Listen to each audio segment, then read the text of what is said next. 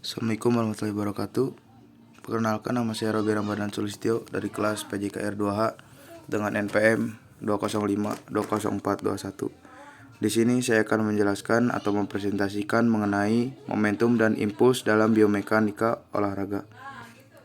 Momentum. Momentum dalam fisika, momentum adalah besaran vektor yang dapat dinyatakan sebagai hasil kali antara massa benda dan kecepatannya. Karena itu, massa dan kecepatan merupakan faktor utama yang mempengaruhi besaran sebuah kekuatan gerak benda.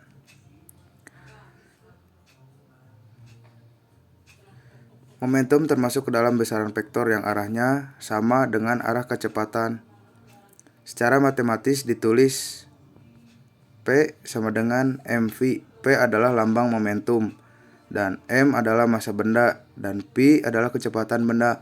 Momentum merupakan besaran vektor, jadi selain mempunyai besar alias nilai, momentum juga mempunyai arah. Besar momentum P sama dengan mv. Momentum terdiri dari dua jenis, yaitu momentum linear dan juga momentum angular. Momentum linear adalah momentum dari benda yang bergerak secara translasi, artinya momentum ini dimiliki benda yang bergerak lurus. Dalam bidang mekanika, Newton mencetuskan adanya prinsip kekekalan momentum dan momentum sudut. Momentum dan massa berbanding lurus atau sebanding, sehingga jika kecepatan dibuat tetap semakin kecil massanya, maka semakin kecil juga momentumnya. Yang kedua ada impuls. Impuls merupakan hasil kali dari gaya total dengan selang waktu. Impuls merupakan besaran vektor yang arahnya sama dengan gaya total itu sendiri. Satuan SI untuk impuls adalah Newton second atau NS. Selanjutnya, hubungan antara momentum dengan impuls. Momentum dan impuls memiliki hubungan yang sangat erat, di mana telah dijelaskan bahwa impuls dan momentum merupakan hubungan sebab akibat, di mana sepertinya yang dijelaskan K kali T adalah yang menyebabkan, sedangkan M kali V adalah akibat yang ditimbulkan, di mana sebab dan akibat selalu sama besarnya. Selanjutnya, contoh momentum dalam bidang olahraga. Dalam olahraga, contoh dari momentum bisa kita lihat gerakan seorang pemain floorball.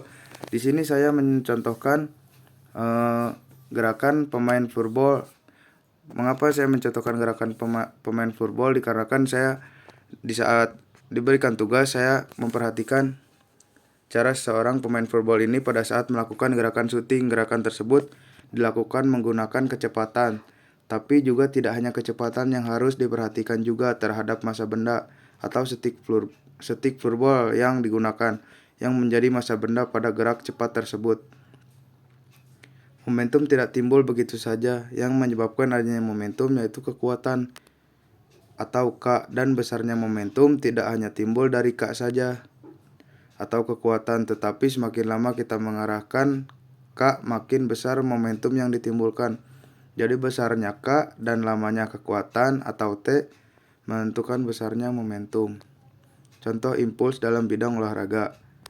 Ketika seorang pemain sepak bola menendang bola secara tiba-tiba dengan paksa, bola tersebut akan melepaskan tembakan.